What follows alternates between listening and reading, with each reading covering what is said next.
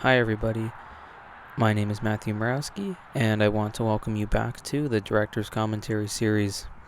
So, we're on episode number 5, and today I'm going to cover a video that I was honestly debating covering just because I felt like this one was a little more rough on the edges, if that's one way to put it.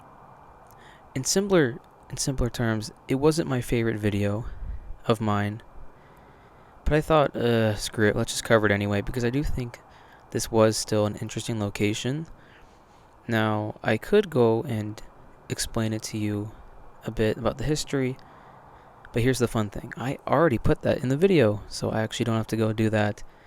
But yeah, this was not an easy location to research. I mean, usually I can't find too much information, but this is actually a very historic house, and it's pretty sad that it's just kind of been left here. They haven't done anything with it because, well, you can see if you read before or you watched the original video, you would recall that this was the house of a county warden back in the 1800s. That's how old this house is. Now, I'm sure they've done things to it over the time, but this is a very old house. So, there's one thing about being in Canada.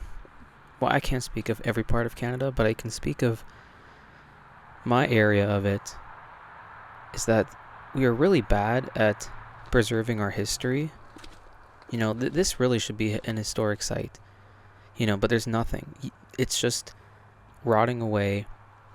I mean, they put a fence, but you can see I was able to get in, so they really don't care about it. And they're going to tear this place down. I feel like I say that about most of the locations I go to because that's what happens. They sit abandoned for a while, and then they have plans to tear them down for like more houses, and then eventually that's what happens. Now this house, I recorded this video about 2 years ago. No, it was over 2 years ago. Over 2 years ago at the time I am recording this commentary. And the house, from what I recall, is still up. It's still standing, but it's only a matter of time. I mean, right down the road, there's a bunch of condos that have been built, so... But I have driven by this place many times. Now, let's talk about the exploration itself. Okay, so I say this video was a little more rough on the edges, and that is because, well, you can kind of watch it. A little bit of problems with my camera when I was filming it. This was the first time I was using, it was a camera cage. A camera cage for an exploration, and if you don't know what that is, it's just kind of like this frame for your camera that you mount it on, and then you can put your microphone on it, you can put your light. It just kind of gives you more of like a rig setup, and don't get me wrong, those things can be really helpful with stabilization and then being able to actually put the tools you want on it. But in this case, I think I had to learn the hard way that urbex, or urban exploration, whatever you want to call it, exploring abandoned places, it's a very difficult thing to do with a camera rig. It's already difficult to walk around these places as it is with a camera, and your light and your microphone.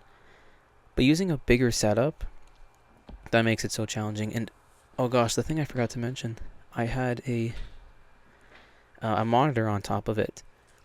So the monitor, it was also the first time using this monitor on this camera cage. So a camera monitor is really helpful to have.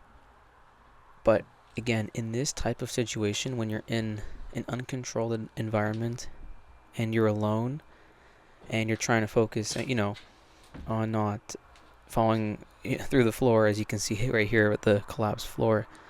You're trying to focus on not falling through the floor. You are trying to navigate the darkness and make sure there's no one around you.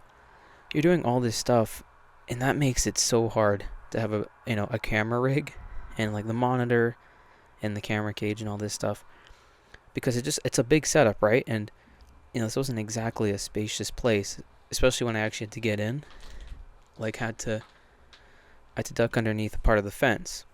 It was like some hole in it or something, and I had to like crouch down with this whole setup. Anyway, I'm kind of rambling about this a lot, but the point is that it was definitely a struggle to film. I just remember this whole exploration being very difficult. I don't look back at it. I don't look back at it very fondly. It was very difficult, and you see shots like that. I was trying to focus, and then that's what the monitor is really good for. It's really good for making sure that your shots are in focus. And nope, I still had trouble with that because again, it was just so difficult to navigate this place with this setup. But anyway, that's about my little ramble about the whole setup.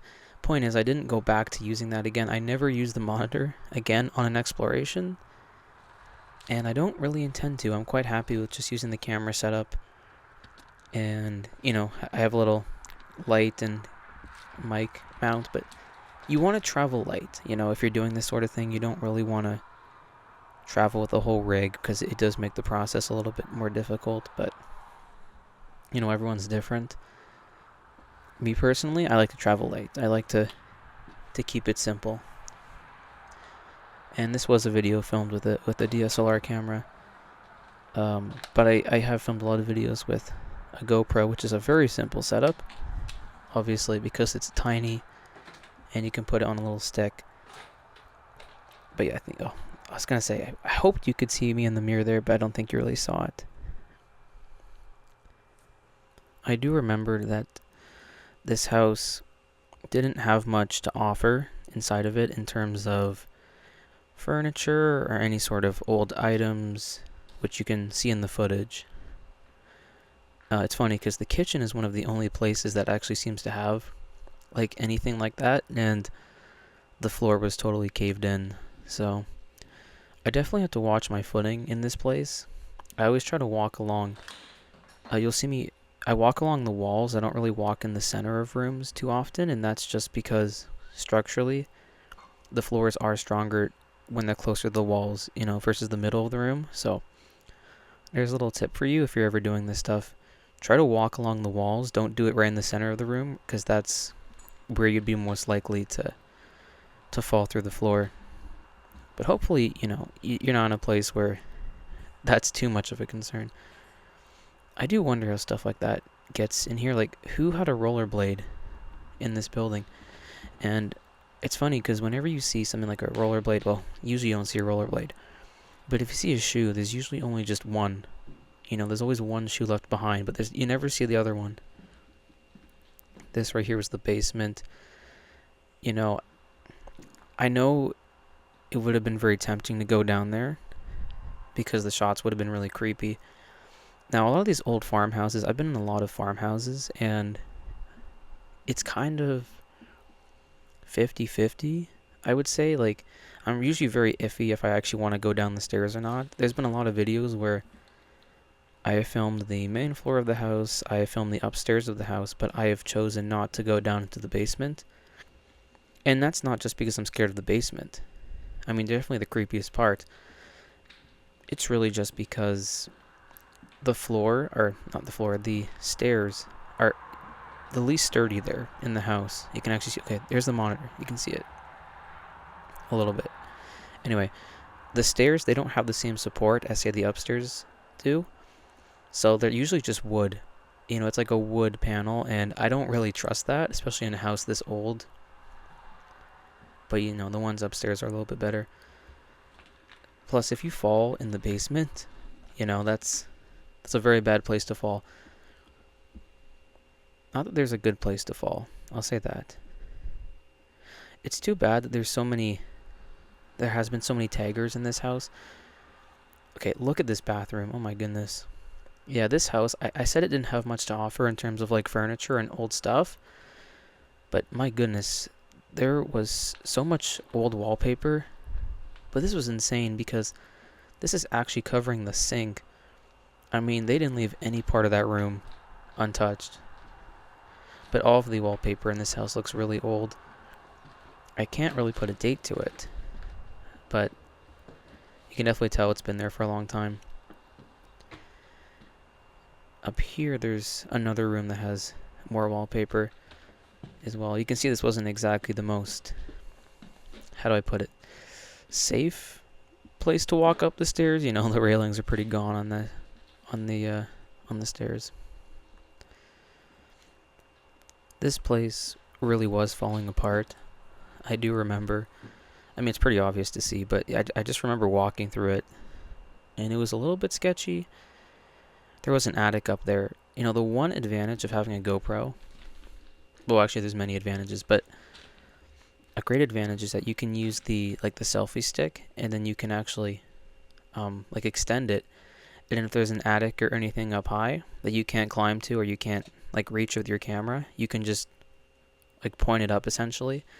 And I've done that before, but obviously with this rig setup, I was not able to see inside the attic. Although, let's be honest, I'm pretty certain there was probably nothing up there. This house was pretty stripped, and so many vandals have been inside of it, unfortunately. Obviously, I know I go and film these places, so it does benefit me when they're just opened, because I would never break and enter into a place. If you're ever gonna do this sort of thing, make sure you go into a place that's open. Don't ever break anything, because if you get caught trespassing, no, it's not the biggest deal, but if you get caught breaking and entering, yeah, that's going to be a problem. You don't want to get caught with that. Look at that wallpaper on the ceiling too, leaving no stone unturned there, just going over all the walls. But anyway, as I was saying, it's just kind of sad how this place was so open. I was happy to get inside, don't get me wrong, but the fact that there's been so many taggers in here, it's a shame. This house goes back to the 1870s. Comprehend how old that is. Comprehend how long this house has been standing here. This should be it should be a historic site. And the fact that not only is it left like this, it's just that they couldn't even bother to properly board the place up. I mean, I know it's boarded up some places, but there was multiple entrances into this house. So, and you can see so many people have been in here. So they don't care. They really don't care about preserving any of this. Look at that old television. And this bathroom, like I said, house totally falling apart. This upstairs, yeah, there's that whole section that has no roof. The roof is totally just rotted away. And you can see when I recorded this, there was a little bit of snow on the roof. So yeah, this house is really falling apart. And no effort to preserve it by the city. I really want to say where this house is, what city. But I usually try to be vague, because I don't want people finding them. I want you to sit here and enjoy me explore them, but I don't necessarily want you knowing where it is. And a lot of people will be fine, but there's a lot of people who aren't. Oh my god. Okay, I've actually reached the end of this video pretty much, which, wow, this one went by really fast. So I hope you enjoyed. I want to thank you for watching, and I'm going to see you in the next Director's Commentary video. Stay tuned for that.